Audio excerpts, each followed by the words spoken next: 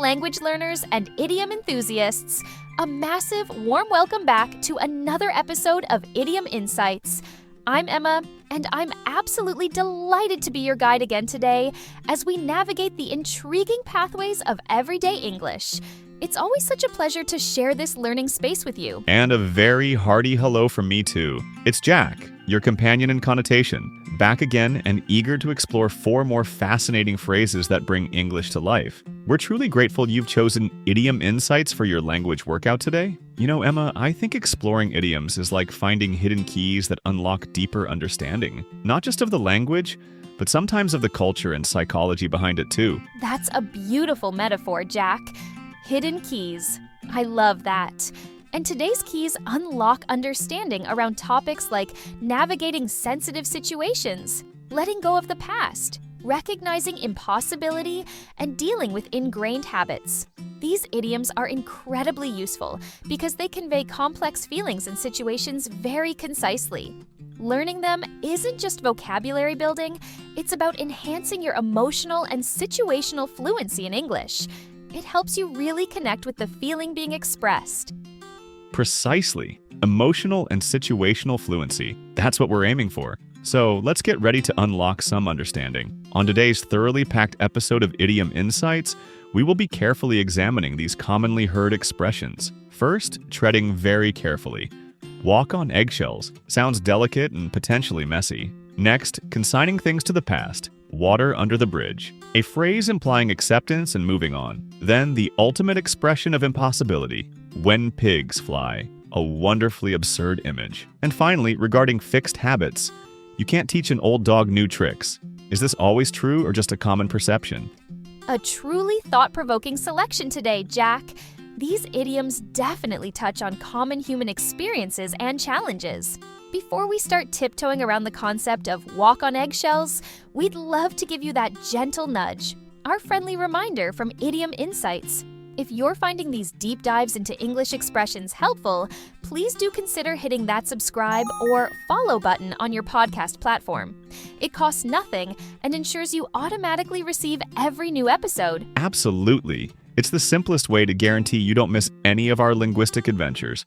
And of course, if you feel inclined to leave a like or a positive rating, that makes a huge difference to us. It helps other learners discover the show and lets us know you appreciate the effort we put in. Right, pleasantries perfectly placed. Emma, let's talk about those fragile eggshells. What kind of situation requires such careful treading? Well, Jack, imagine literally trying to walk across a floor covered in fragile eggshells without breaking any.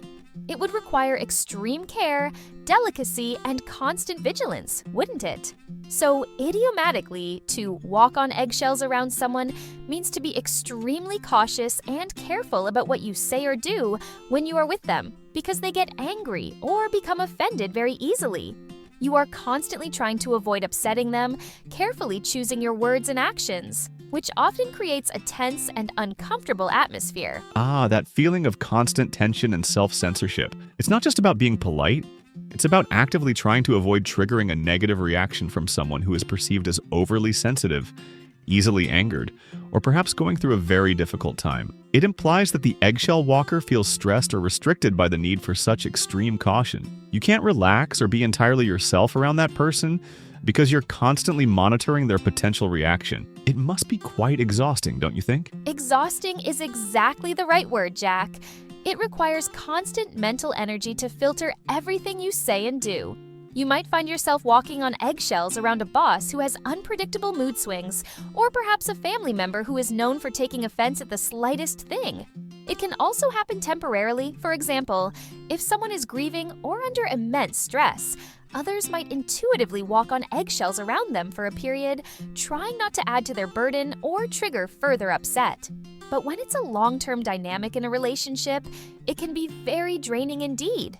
It inhibits open and honest communication. That's a very important point. The impact on communication. It creates an environment where issues can't be addressed directly for fear of the reaction. So it's about careful navigation around someone's perceived fragility or volatility. Let's hear from Mia and Mark. Who are they being so careful around in this situation?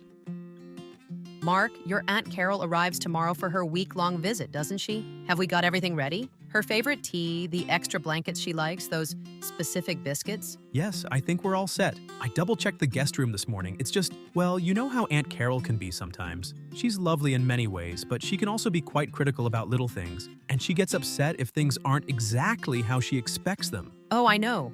Remember last time she visited, and she got quite put out because we bought the wrong brand of orange juice? Or when she disapproved of the color I'd painted the hallway? I felt like I had to choose every word so carefully all week. Exactly. That's what I mean. We need to make sure everything is just so to avoid any awkwardness.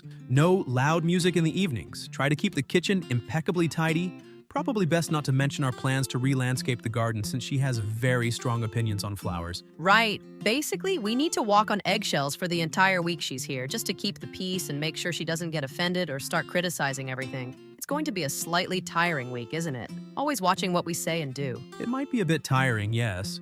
But hopefully, if we successfully walk on eggshells and avoid any controversial topics, it will be a peaceful visit overall. Let's just try our best to be diplomatic hosts. You can really sense the anticipated tension and the need for careful management in that conversation.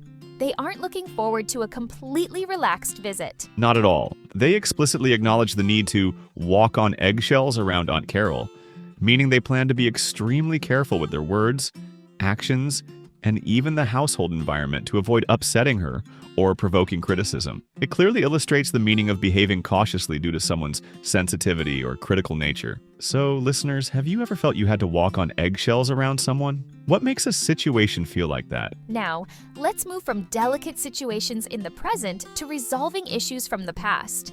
Our second idiom is water under the bridge. Jack, this phrase suggests something flowing away, becoming irrelevant. How does it work? That's a perfect image, Emma. Something flowing away downstream, out of sight and out of reach. When we say that a past problem, disagreement, or negative event is water under the bridge, we mean that it happened in the past. It's no longer important or relevant to the present situation, and it has been forgiven or forgotten. There's no point worrying about it or discussing it anymore because it cannot be changed, and it no longer affects the current relationship or circumstances. It signifies closure and acceptance. Closure and acceptance are key themes here. It's similar in sentiment to let bygones be bygones, which we discussed previously, but water under the bridge perhaps carries an even stronger sense of finality and irreversible pastness. Like the water that has flowed under the bridge, that event is gone and won't come back. You might use it when someone apologizes for something relatively minor that happened long ago. You could wave it away and say, "Oh, don't worry about that. That's all water under the bridge now."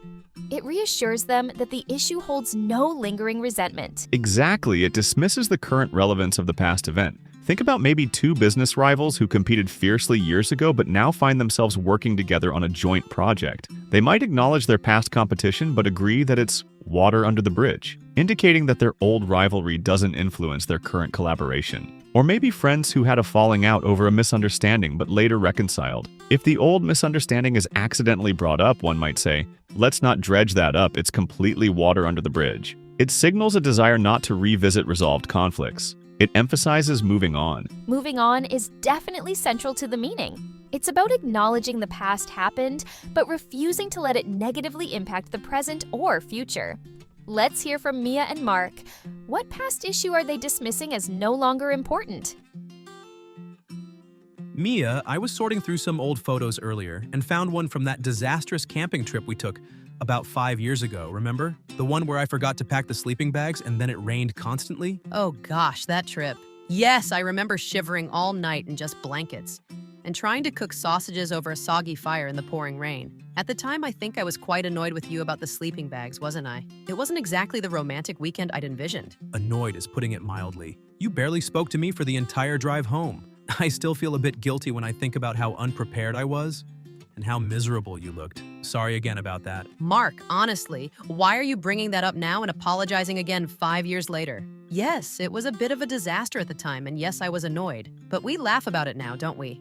It's become one of our funny remember when stories. Well, yes, we do laugh about it now. I just saw the photo and felt that pang of guilt again. There's absolutely no need. That whole disastrous trip, including the forgotten sleeping bags and my temporary grumpiness, is completely water under the bridge. It happened, it's over, it doesn't matter anymore in the slightest. Let it go. It's just a funny memory now, truly. All water under the bridge. That conversation shows the idiom used perfectly to dismiss lingering guilt over a past event. The camping trip was clearly unpleasant at the time, and Mark still feels bad. Exactly. But Mia reassures him that the event and her past annoyance are completely irrelevant now. By declaring it water under the bridge, she emphasizes that it's forgiven, forgotten in terms of negative feeling, and holds no bearing on their present. It signifies complete resolution. Listeners of Idiom Insights, do you find it easy to consider past problems as water under the bridge? What helps you move on? Now, from things that are definitely past, let's talk about things that are definitely not going to happen. Our third idiom today uses a wonderfully absurd image. When pigs fly. Emma, this one always brings a smile. What kind of situation prompts this response? It's designed to be humorous, isn't it, Jack? The image of pigs gracefully soaring through the air is just inherently comical and impossible. When pigs fly is an idiomatic expression used to indicate that you believe something will never happen. It's a sarcastic, humorous, or emphatic way of expressing extreme disbelief or stating that a particular event is completely impossible or highly unlikely. You're essentially saying, that's never going to happen in a million years. Never going to happen, that's the core. It's not just unlikely, it's firmly in the realm of impossibility, expressed with deliberate absurdity. If your friend, who notoriously hates exercise and junk food, suddenly declares they're going to run a marathon next month and eat only salads, you might respond, perhaps under your breath, yeah, that'll happen when pigs fly. You're expressing complete skepticism about their ability or intention to follow through on such an unrealistic claim. Exactly. The skepticism is key. Or imagine a child asking their parents for a pet pony despite living in a small city apartment with no garden. The parents might reply humorously, "You can have a pony when pigs fly, darling." They are gently but firmly conveying that it's an impossible request given their circumstances. It can be used playfully, but also quite sarcastically to dismiss someone's unrealistic hopes or plans. It's a very visual way of saying, "No way." It really is. That visual element makes it quite memorable. Let's listen to Mia and Mark. What impossible scenario are they discussing? Mark, guess what? My perpetually messy brother, Tom, the one whose bedroom always looked like a disaster zone, actually told me yesterday he's planning to completely redecorate his apartment and become really minimalist and tidy. Your brother Tom. Mr. Clothes pile on the floor and pizza boxes as decoration? He's going to become minimalist and tidy? Are we talking about the same Tom? The very same. He was quite enthusiastic about it. He said he's been inspired by some decluttering show online and he's going to get rid of most of his possessions, buy sleek Scandinavian furniture, and maintain a spotless home from now on. He even talked about color-coding his bookshelves. Color-coding his bookshelves? Tom, the man who uses his armchair as a secondary wardrobe? Mia, I love your brother. He's a great guy, but minimalist and permanently tidy? That transformation sounds...